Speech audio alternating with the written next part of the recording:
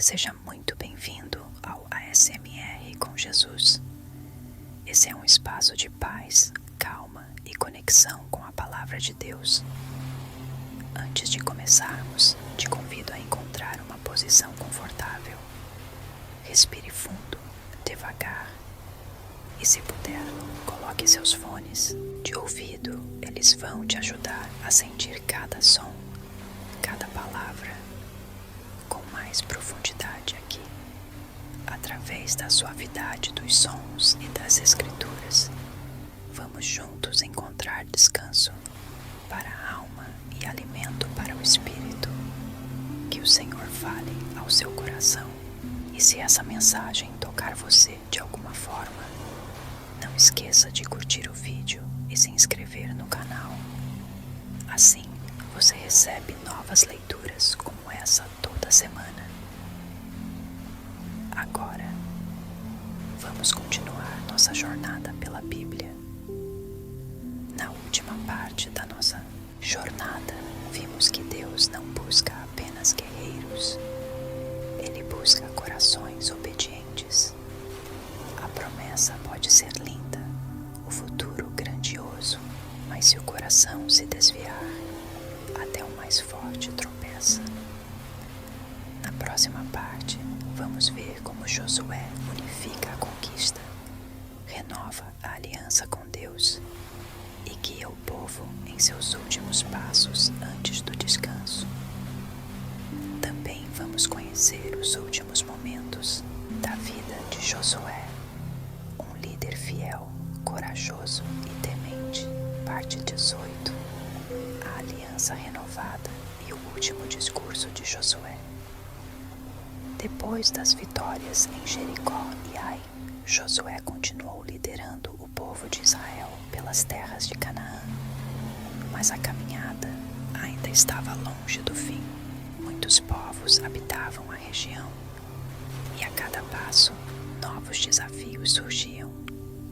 O engano dos gibeonitas. Um dia, um grupo de homens chegou até Josué. Suas roupas estavam rasgadas, os sapatos desgastados, os odres de vinho ressecados. Pareciam ter vindo de muito, muito longe. Viemos de uma terra distante, disseram. Queremos fazer um acordo de paz com vocês, pois ouvimos falar das grandes coisas que o Senhor, o Deus de vocês, tem feito. Josué e os líderes olharam aqueles homens cansados. A história parecia verdadeira. Eles examaram os pães secos e velhos que traziam como prova. Mas o texto bíblico nos diz algo importante. Porém, não consultaram o Senhor. Josué confiou em sua visão e fez uma aliança com eles. 3 dias depois, descobriram a verdade. Os gibeonitas eram vizinhos. Tinham enganado Israel para não serem destruídos.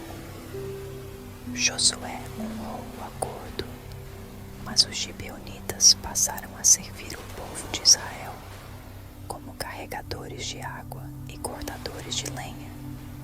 Mais uma vez aprendemos, nem toda decisão deve ser tomada com pressa. Algumas precisam ser levadas diante de Deus primeiro. Conquistas do sul e do norte.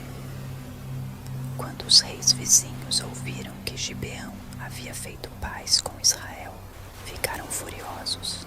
5 reis se juntaram e declararam guerra, não contra Israel, mas contra Gibeão.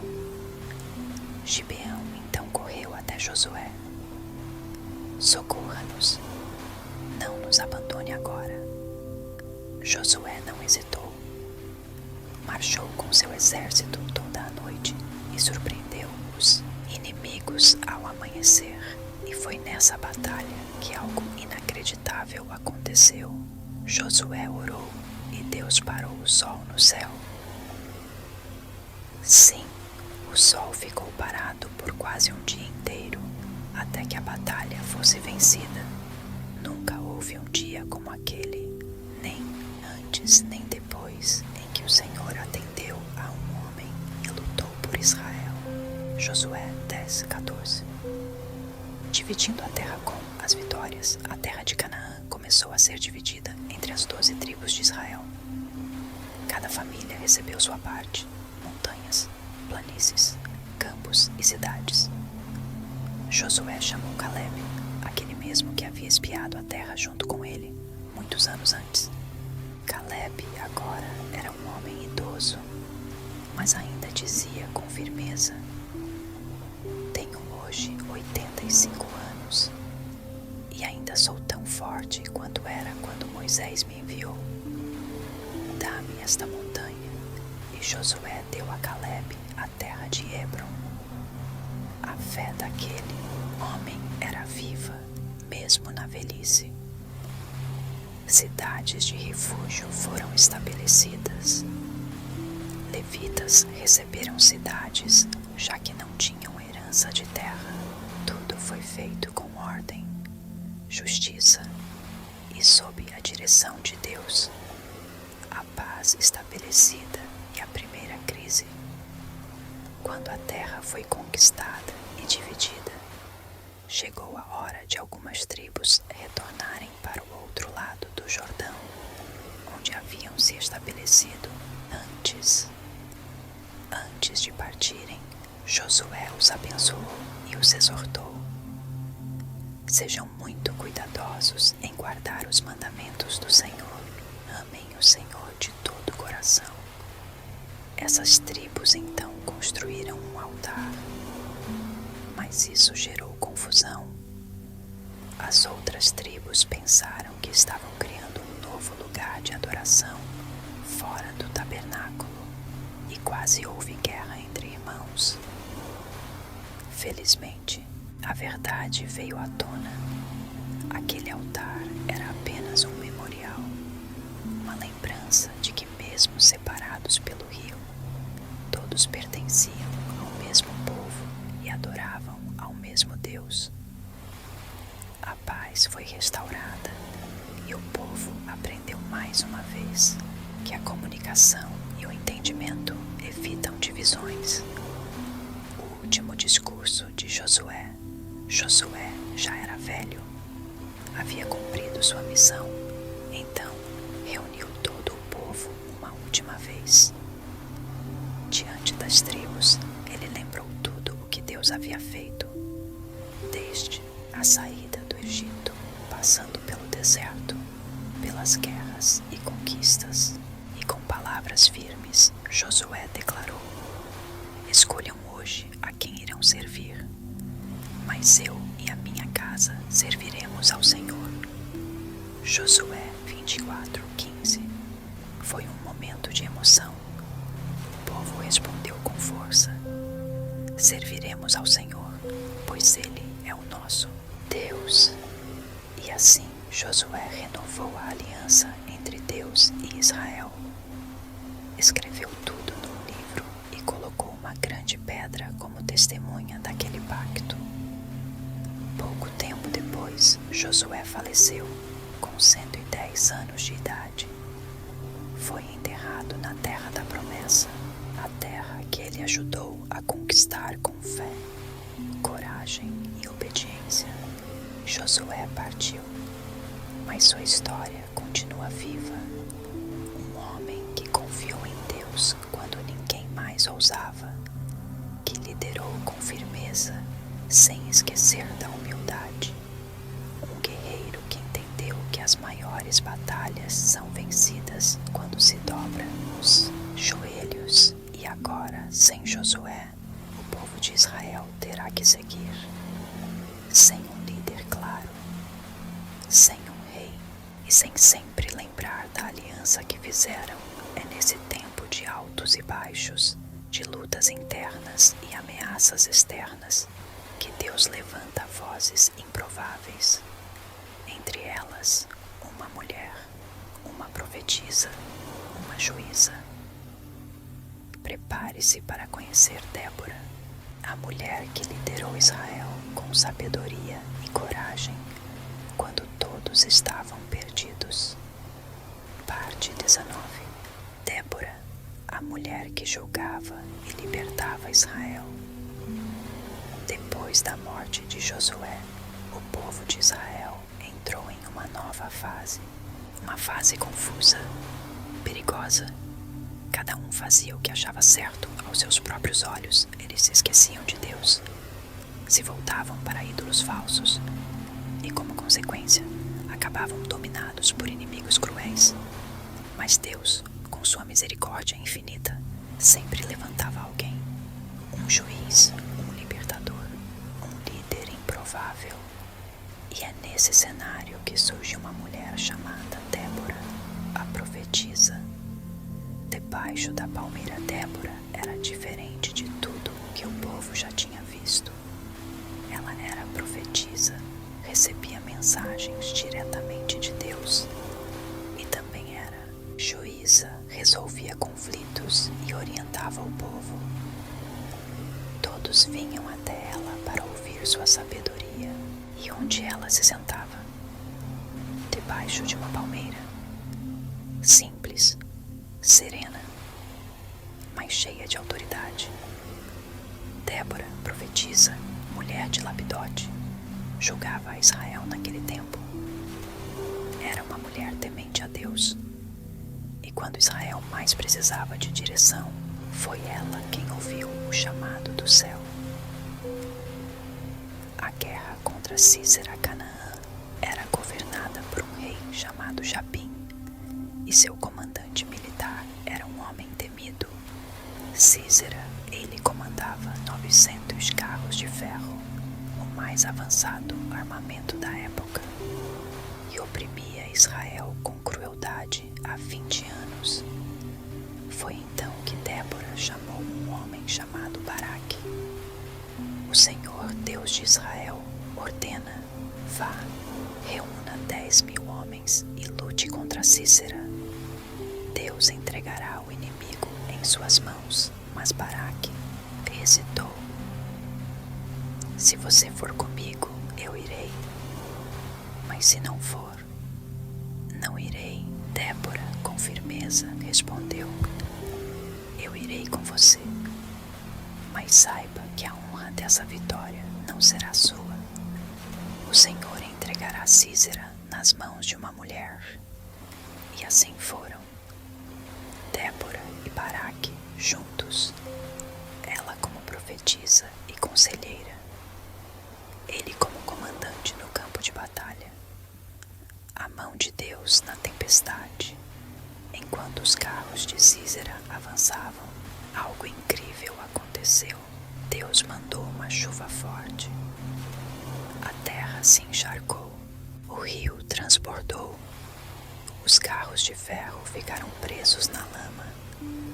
De repente, o exército que parecia invencível estava em pânico. Diante da presença do Senhor, a terra tremeu. As estrelas lutaram desde os céus. Juízes 5. Foi uma vitória poderosa. O exército inimigo foi completamente derrotado. E coragem de Jaelmas, o comandante Císera, fugiu a pé. Correu desesperado até chegar à tenda de uma mulher chamada Jael. Ela era esposa de Éber, que tinha aliança com o rei Jabim. Císera pensou estar seguro ali. Por favor, me esconda. Me dê um pouco de água. Jael, com calma, ofereceu leite. Cobriu-o com um cobertor. Esperou ele adormecer. E então, com coragem e precisão, matou Císera enquanto dormia. Assim se cumpriu a profecia de Débora. O inimigo cairia pelas mãos de uma mulher. O cântico de Débora no dia seguinte. Débora e Baraque cantaram um cântico poderoso, um hino de louvor a Deus pela vitória, um chamado à coragem, à fé, à ação. Desperta, Débora, desperta e entoa um cântico. Eles lembraram das tribos que se uniram e também das que ficaram paradas. Exaltaram Jael como a mais detalhes da tenda e reconheceram. Não foi a força humana que venceu, foi a mão de Deus. Débora nos mostra que Deus pode usar qualquer pessoa, homem ou mulher, velho ou jovem, corajoso ou com medo. Ela não empunhou uma espada, mas suas palavras moviam exércitos. Ela não comandava por força, mas por fé. Quando tudo parecia perdido, foi a coragem de uma mulher e a ousadia de outra que trouxe libertação. Israel teve paz por 40 anos, mas o ciclo de esquecimento e sofrimento, infelizmente, iria se repetir, e na próxima parte conheceremos um homem simples, escondido, que se achava fraco, mas que Deus chamou de guerreiro valente. Prepare-se para a história de Gideão, o juiz que venceu com apenas 300 homens quando ninguém acreditava na vitória. Parte 20. Gideão, o guerreiro inesperado. Mais uma vez, o povo de Israel esqueceu do Deus que os libertou. Voltou-se aos ídolos, aos costumes das nações vizinhas. E como já vimos antes, o ciclo recomeça. Desta vez, os inimigos eram os midianitas. Eles invadiam Israel como enxames de gafanhotos. Destruíam plantações, roubavam animais, deixavam o povo com medo, escondido em cavernas, sem comida, sem esperança. Era como se a promessa tivesse sido enterrada debaixo do terror. Então, no meio de tudo isso, Deus decide levantar um novo libertador. Mas não era um guerreiro, não era um líder experiente. Era apenas um jovem, trabalhando escondido, com medo, tentando sobreviver. Seu nome era Gideão. O chamado, inesperado Gideão estava malhando trigo num lagar, um lugar feito para pisar uvas, não cereais. Ele fazia isso escondido, para que os midianitas não o vissem. Foi ali, naquele esconderijo, que o anjo do Senhor apareceu a ele e disse: "O Senhor está com você, poderoso guerreiro." Gideão olhou em volta, confuso. Ele, guerreiro. Mas, se o Senhor está conosco, por que tudo isso nos aconteceu? Onde estão os milagres que nossos pais nos contaram? O anjo respondeu: "Vai nessa tua força. Eu te envio para libertar Israel." Gideão respondeu como muitos de nós responderíamos: "Eu? Como posso salvar Israel? Minha família é a mais pobre e eu sou o menor da casa." Mas Deus lhe garantiu: "Eu estarei com você." O sinal e o altar mesmo com essa promessa. Gideão pediu um sinal. Preparou uma refeição simples: carne, pão sem fermento e um pouco de caldo. O anjo tocou tudo com a ponta de um cajado, e o fogo consumiu o alimento por completo. Era real, Deus estava ali. Naquele momento, Gideão construiu um altar e deu-lhe um nome especial: "O Senhor é paz." Quebrando os altares falsos, a primeira missão de Gideão não foi contra os midianitas, mas contra os ídolos de sua própria casa. Deus disse: "Destrua o altar de Baal, o ídolo que seu pai construiu. Corte o poste sagrado de Aserá ao lado dele." Gideão fez isso. À noite, com medo das pessoas, mas fez. E quando a cidade descobriu, ficaram furiosos. Queriam matá-lo, mas seu pai, o próprio dono do altar, o defendeu. Se Baal é Deus, que ele mesmo lute por si.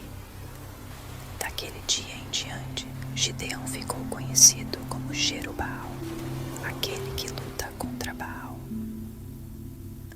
O flice de Gideão antes da batalha, Gideão ainda estava inseguro.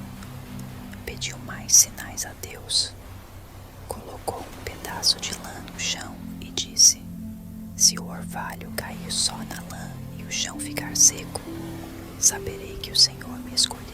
Na manhã seguinte, a lã estava molhada e o chão seco, mas Gideão pediu mais um sinal invertido.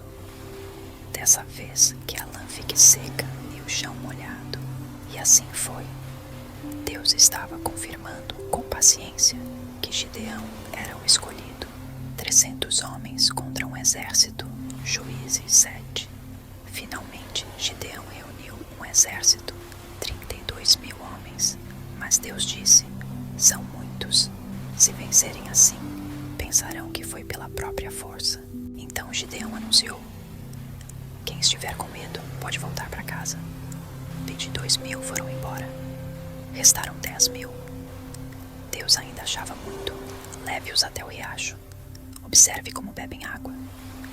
Quem bebesse água de joelhos foi descartado. Os que levaram a água à boca com as mãos foram escolhidos. Sobraram apenas 300 homens. Deus estava deixando claro: não é o número que vence, é a presença dele. O sonho do inimigo naquela noite. Deus disse a Gideão: desça ao acampamento inimigo. Escute o que dizem. Isso fortalecerá seu coração. Gideão foi escondido. Ouviu 2 soldados conversando. Tive um sonho. Um pão de cevada rolou até nosso acampamento e derrubou tudo. É a espada de Gideão. Deus entregou os midianitas em suas mãos. Aquilo encheu Gideão de coragem.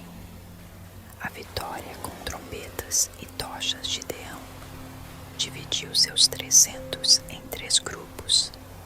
Cada um levou uma trombeta, uma tocha escondida dentro de um jarro, e gritaram pelo Senhor e por Gideão. Quebraram os jarros, as tochas brilharam, as trombetas soaram. O acampamento inimigo entrou em confusão total. Eles se atacaram entre si em pânico. Israel venceu sem precisar levantar uma espada. Humildade na vitória. Depois da vitória, o povo queria fazer de Gideão um rei. Mas ele disse: eu não reinarei sobre vocês, nem meu filho. O Senhor é quem reinará. Gideão viveu muitos anos e a terra teve paz durante sua vida. Gideão nos mostra que Deus não vê como o homem vê. Quando o mundo enxerga fraqueza, Deus vê potencial. Quando você se sente pequeno, inseguro, incapaz, Deus pode estar dizendo: vai nessa tua força, eu estarei com você. Mas, infelizmente, depois da morte de Gideão, o povo voltou aos ídolos. Esqueceram mais uma vez. E agora, o ciclo vai nos levar até um personagem diferente de todos os outros. Um homem de força inacreditável, separado desde o nascimento para ser um nazireu, mas que lutava não só contra os inimigos, mas contra si mesmo. Na próxima parte, prepare-se para a história de Sansão, um homem que nasceu para libertar, mas que quase se destruiu antes de cumprir seu destino. Parte 21. Sansão, a força e a fraqueza de um escolhido. Depois da paz que veio com Gideão, o povo voltou a fazer o que era mal aos olhos de Deus. E por 40 anos, os filisteus dominaram Israel. Mas Deus, em sua paciência e propósito, preparava alguém muito especial, alguém que seria diferente desde o nascimento, separado, escolhido, um libertador. O anúncio do nascimento. Havia um homem chamado Manoá, da tribo de Dan. Ele e sua esposa eram justos, mas não podiam ter filhos. Um dia, o anjo do Senhor apareceu à esposa e disse: Você terá um filho. Ele será nazireu, separado para Deus desde o ventre. E o anjo deu instruções específicas: Não beba vinho, não coma nada impuro, e nunca passe navalha sobre a cabeça dele. Ela correu para contar ao marido. Depois, o anjo apareceu novamente. E Manoá, maravilhado, perguntou: Qual será o modo de vida do menino? Tudo o que eu disse à mulher, ela deve cumprir, pois ele será consagrado a Deus. Manoá tentou oferecer um banquete ao anjo, mas o anjo recusou. Ofereça um sacrifício ao Senhor. Quando o fogo subiu do altar, o anjo desapareceu em meio à chama. Manoá e sua esposa caíram com o rosto no chão. Eles haviam visto o próprio mensageiro de Deus. Pouco tempo depois, nasceu o menino. Deram-lhe o nome de Sansão, que significa pequeno sol. O Espírito de Deus começa a agir. Desde jovem, o Espírito do Senhor começou a agir sobre Sansão. Ele era forte, muito forte, mas também impulsivo, imprevisível. A força de Sansão era sobrenatural, mas o que ele faria com esse dom dependeria do seu coração. A primeira mulher e o leão já adulto. Sansão viu uma mulher filisteia e disse aos pais: Vi uma mulher, quero me casar com ela. Seus pais tentaram alertar: Não há mulheres entre o seu povo. Mas Sansão insistiu. E sem que seus pais soubessem, Deus estava por trás disso, usando até os erros de Sansão para cumprir seu plano. No caminho para visitar a mulher, um leão atacou Sansão. O Espírito do Senhor veio sobre ele com poder, e ele rasgou o leão como se fosse um cabrito. Mais tarde, voltou ao local e encontrou um favo de mel dentro do corpo seco do leão. Comeu e levou aos pais, sem contar de onde veio. Esse detalhe seria parte de um enigma mais à frente. O enigma, a traição e a vingança. No casamento, Sansão lançou um desafio aos filisteus: Se resolverem meu enigma em 7 dias, darei 30 mudas de roupa. Se não, vocês me darão. Do comedor saiu comida, e do forte saiu doçura. Era sobre o mel no leão morto, mas ninguém sabia. Então, a noiva de Sansão foi pressionada, e ela o convenceu a contar. Ela revelou o segredo. Sansão descobriu, e furioso, matou 30 homens filisteus para pagar a aposta. Depois abandonou-os em festa, e quando voltou, descobriu que sua esposa fora dada a outro homem. Com raiva, Sansão amarrou tochas em 300 raposas e soltou nos campos dos filisteus. Destruiu plantações inteiras. Os filisteus revidaram. Mataram a esposa e o pai dela. Sansão, em vingança, matou muitos outros filisteus. A vitória com uma queixada Sansão se escondeu numa caverna, e os filisteus exigiram que os homens de Judá o entregassem. 3.000 homens de Judá foram até ele. Viemos prendê-lo. Os filisteus mandaram. Sansão respondeu: Me amarrem, mas não me matem. Eles o entregaram amarrado. Mas, quando os filisteus o cercaram, o Espírito do Senhor veio sobre ele com poder. As cordas se romperam como fios de linho no fogo. Pegou uma queixada de jumento e matou 1000 homens. Depois, exausto, clamou: vou morrer de sede. Deus abriu uma fonte no deserto e Sansão bebeu. Seu coração ainda era ouvido por Deus. Dalila, e a cada anos depois, Sansão se apaixonou por outra mulher. Dalila. Os líderes filisteus ofereceram a ela muito dinheiro para descobrir o segredo da força de Sansão. Ela insistia: Sansão, se me amas, diga. Como pode ser preso? Sansão brincava: se me amarrarem com cordas novas, se trançarem meu cabelo. Mas sempre quebrava tudo com facilidade. Até que um dia, cansado de ser pressionado, ele cedeu. Nunca passou navalha sobre minha cabeça. Desde o ventre sou nazireu. Se cortar meu cabelo, perderei a força. Dalila sabia que agora era verdade. Enquanto ele dormia, cortou-lhe o cabelo. O Espírito do Senhor se retirou e ele não percebeu.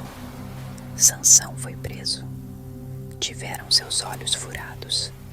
Foi levado como escravo, moendo grãos. A força se foi, mas o cabelo começou a crescer. A última oração e a vitória. Final anos depois, os filisteus fizeram uma festa para seu deus Dagon. Levaram Sansão a um templo para zombar dele. Ele, agora cego, pediu ao menino que o guiava: coloque minhas mãos nas colunas centrais. E orou: ó Senhor Deus, lembra-te de mim. Dá-me força mais uma vez para vingar-me dos filisteus. Com toda a sua força, Sansão empurrou as colunas. O templo caiu sobre todos, e Sansão matou mais filisteus em sua morte do que em toda a sua vida.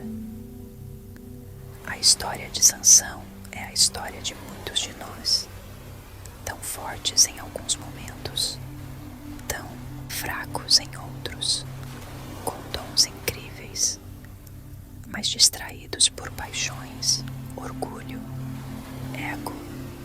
Mas ainda assim, Deus não desiste. Mesmo nos últimos instantes, Ele escuta, Ele restaura, Ele cumpre. E enquanto Sansão derrubava o templo, uma nova história já estava começando. Quieta, simples, em meio a uma fome, mas que mudaria o destino de toda a humanidade. Na próxima parte, vamos conhecer uma mulher estrangeira chamada Ruth, uma história de fidelidade, esperança e redenção, e o início da linhagem daquele que viria a ser o rei de Israel, e muito depois, o Salvador do mundo. Prepare-se para a parte 22, Ruth, amor que redime. Parte 22, Ruth, amor que redime. Depois dos dias turbulentos dos juízes, quando o povo fazia o que bem entendia, uma história doce começa a florescer. Não é uma história de reis, de guerras, nem de gigantes, mas de 2 mulheres, e de como a fidelidade pode mudar o destino do mundo. Uma fome em Belém, tudo começa em Belém. Sim, a mesma cidade onde Jesus nasceria muitos anos depois. Mas naquela época havia fome. Um homem chamado Elimeleque, sua esposa Noemi e seus 2 filhos saíram de Belém e foram morar numa terra estrangeira, Moabe, ali, longe de casa. Os 2 filhos se casaram com moabitas. Ruth Ruth e Orfa. Mas os dias de Noemi se tornaram amargos. Primeiro perdeu o marido, depois seus 2 filhos morreram. Agora ela estava sozinha, 3 viúvas, sem filhos, sem herança, sem rumo. Mas um dia Noemi ouviu uma notícia. O Senhor voltou a abençoar Belém. Há pão novamente. Então ela decidiu voltar. E as noras seguiram com ela até certo ponto. Foi aí que Noemi, com lágrimas nos olhos, disse: Minhas filhas, voltem para suas casas, que o Senhor lhes dê um novo recomeço. Orfa chorou e voltou, mas Ruth não. A escolha de Ruth olhou nos olhos de Noemi e disse palavras que ecoam até hoje: Aonde você for, eu irei. Onde você ficar, ficarei. Seu povo será o meu povo, e seu Deus será o meu Deus. Onde você morrer, eu morrerei, e ali serei sepultada. Noemi não teve mais forças para insistir. E juntas seguiram para Belém, de volta a Belém. E aos campos, ao chegarem, as pessoas mal reconheciam Noemi. É ela, a própria. Mas veja como sofreu. Noemi respondeu: Não me chamem Noemi, agradável, chamem-me Mara, amarga, porque o Todo-Poderoso me fez sofrer. Mas Deus já estava preparando algo. Era tempo da colheita de cevada. E Ruth, humilde, foi aos campos para recolher espigas caídas, como era permitido aos pobres. Por acaso, ela entrou no campo de um homem chamado Boaz, um parente distante de Elimeleque. Boaz a viu e perguntou aos servos: Quem é aquela jovem? Disseram que era a moabita que viera com Noemi. Boaz se aproximou e disse: Não vá a outro campo. Fique aqui. Beba da água dos servos. Você está segura. Ruth, surpresa, se curvou. Por que está sendo tão bom comigo, sendo eu estrangeira? E Boaz respondeu: Ouvi tudo o que você fez por Noemi. Que o Senhor a recompense por isso. Naquele dia, Ruth voltou para casa com uma grande quantidade de grãos. E Noemi, ao ouvir o nome de Boaz, ficou com os olhos brilhando. Ele é nosso parente, um redentor. Um plano corajoso. Noemi elaborou um plano ousado. Ruth, esta noite Boaz estará malhando cevada. Vá até ele depois que dormir. Descubra seus pés e deite-se. Ele saberá o que fazer. Ruth, corajosa e obediente, foi. Durante a noite, Boaz despertou assustado. Quem está aí? Sou Ruth, sua serva. Estenda seu manto sobre mim. Tu és nosso resgatador. Boaz ficou comovido. Você poderia ter buscado outros, jovens, mas escolheu fazer o bem. Sim, eu sou um redentor, mas há outro parente mais próximo. Amanhã resolverei isso. O resgate e o casamento. Na manhã seguinte, Boaz foi até os anciãos da cidade. Chamou o parente mais próximo e explicou a situação. O homem recusou o resgate. Então, Boaz disse diante de todos: Eu, Boaz, resgatarei a terra de Elimeleque e tomarei Ruth como minha esposa. Todos celebraram. E assim, Ruth, a moabita, tornou-se esposa de Boaz. Pouco tempo depois, nasceu o filho deles, Obed. Uma nova história. Começa Obed, foi o pai de Jessé, e Jessé foi o pai de Davi, o maior rei de Israel. E muitos séculos depois dessa mesma linhagem, nasceria o Rei dos Reis, Jesus Cristo.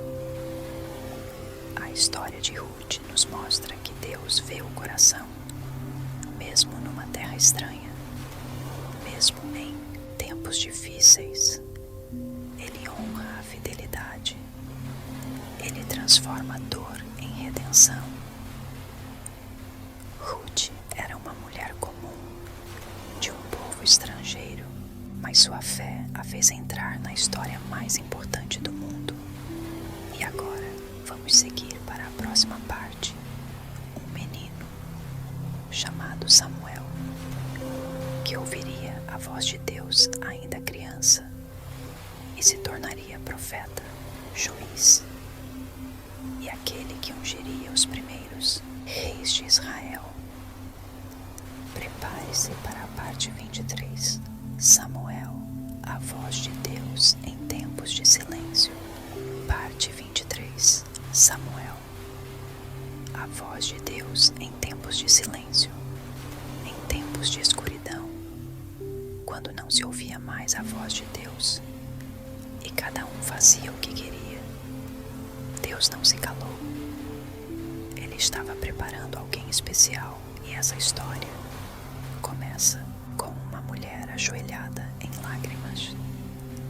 Ana, uma mulher que orava, o nome dela era Ana. Ela era casada com Elcana, um homem bondoso, mas havia um grande vazio em seu coração. Ela não conseguia ter filhos e isso a feria todos os dias.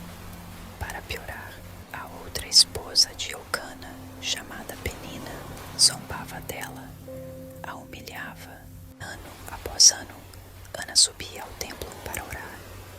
Mas naquele ano, ela não apenas orou, ela derramou o coração.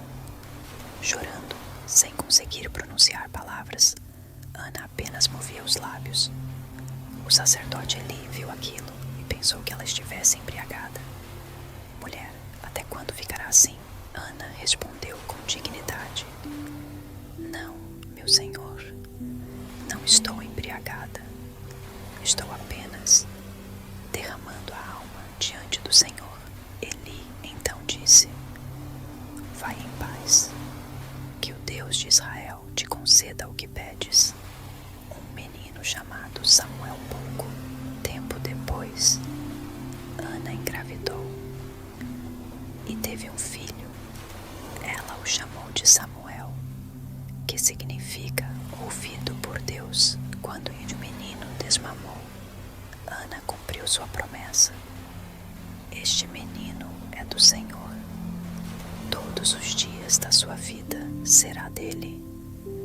E o entregou ao sacerdote Eli para crescer e servir no templo. A voz de Deus Samuel crescia. Servia com simplicidade e obediência. Mas naquela época, a voz de Deus era rara. Até que uma noite, Samuel ouviu uma voz chamando: Samuel. Ele correu até Eli. O Senhor me chamou. Não, meu filho, vá dormir. Mas isso aconteceu 3 vezes. Na terceira, Eli entendeu: Ah, é o Senhor. Quando ele te chamar de novo, diga: Fala, Senhor. Teu servo está ouvindo. E assim, na escuridão da noite, Deus falou com Samuel. Foi a primeira de muitas vezes. Um profeta de verdade, Samuel, cresceu e o Senhor estava com ele. Nenhuma de suas palavras caía por terra. Todo Israel reconhecia que Samuel era profeta do Senhor. Mas os tempos mudavam. Um povo que quer um rei Samuel, já velho, colocou seus filhos como juízes, mas eles eram corruptos, desonestos. Então, os líderes do povo vieram até Samuel e disseram: Dá-nos um rei, como tem as outras nações. Samuel ficou triste, sentiu-se rejeitado. Mas Deus lhe disse: Não foi a ti que rejeitaram, mas a mim, para que eu não reine sobre eles. Mesmo assim, Deus permitiu. Mas antes, Samuel os advertiu: Vocês querem um rei? Ele tomará seus filhos, suas filhas, seus campos, seus servos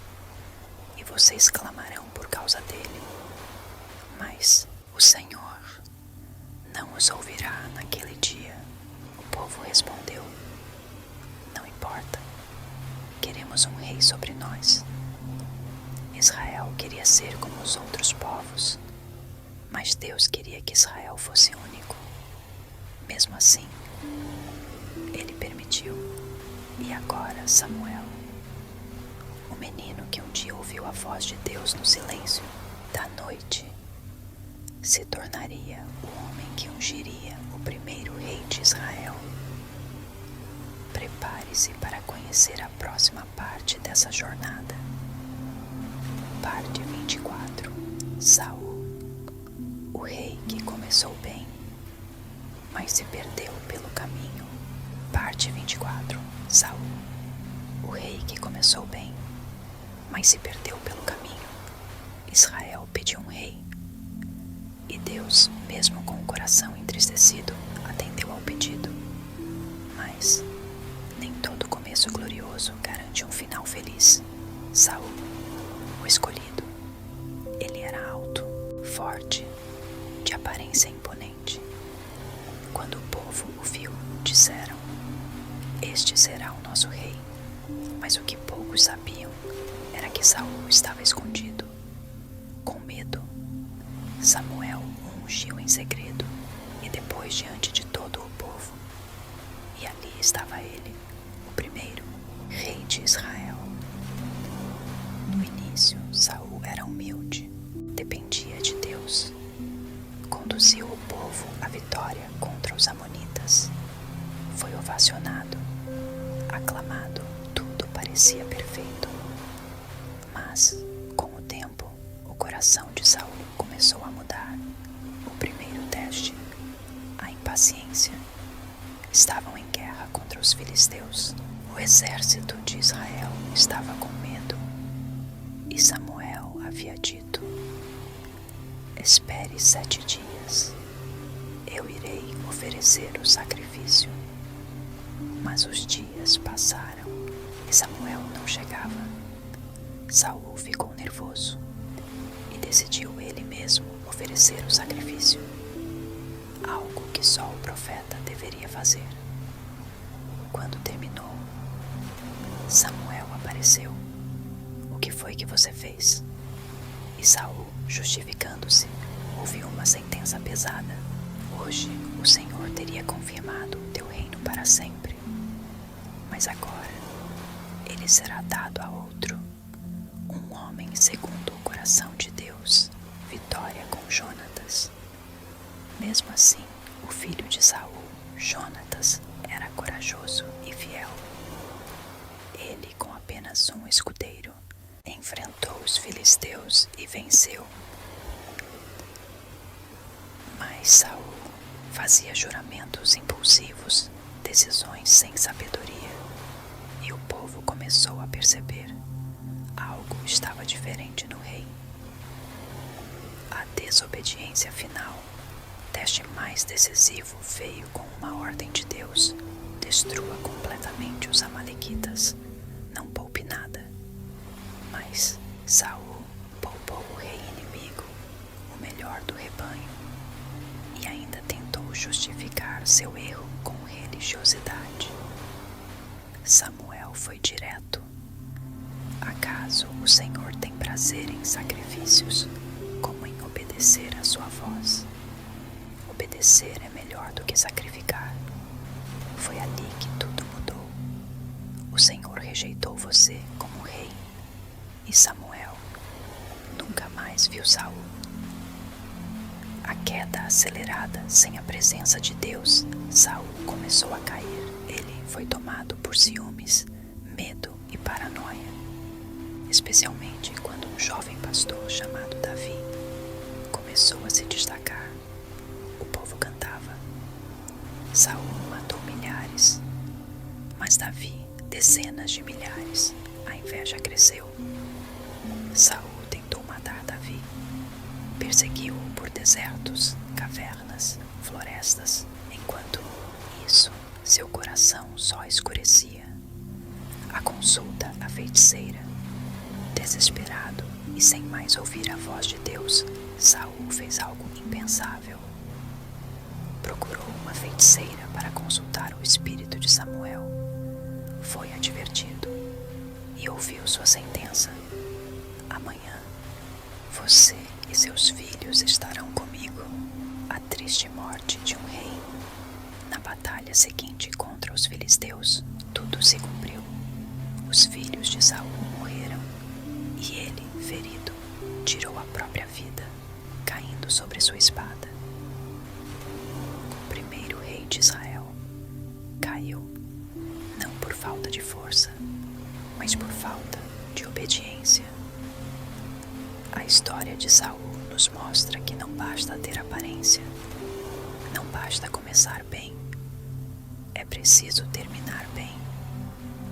Deus busca corações obedientes, humildes e rendidos, e enquanto um rei caía, Deus já preparava um novo rei, um jovem pastor, um adorador, um guerreiro segundo o coração de Deus.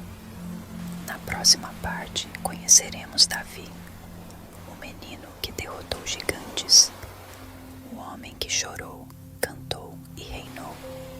Prepare-se para a parte 25. Davi, pastor, guerreiro e rei. Mas agora descanse e seguimos nossa jornada no próximo vídeo. Que Deus abençoe sua noite e você descanse em paz. Que nosso Pai que está no céu nos dê bons sonhos com Ele e guarde nosso sono. Que seja leve, tranquilo, como dormir nos braços do Pai.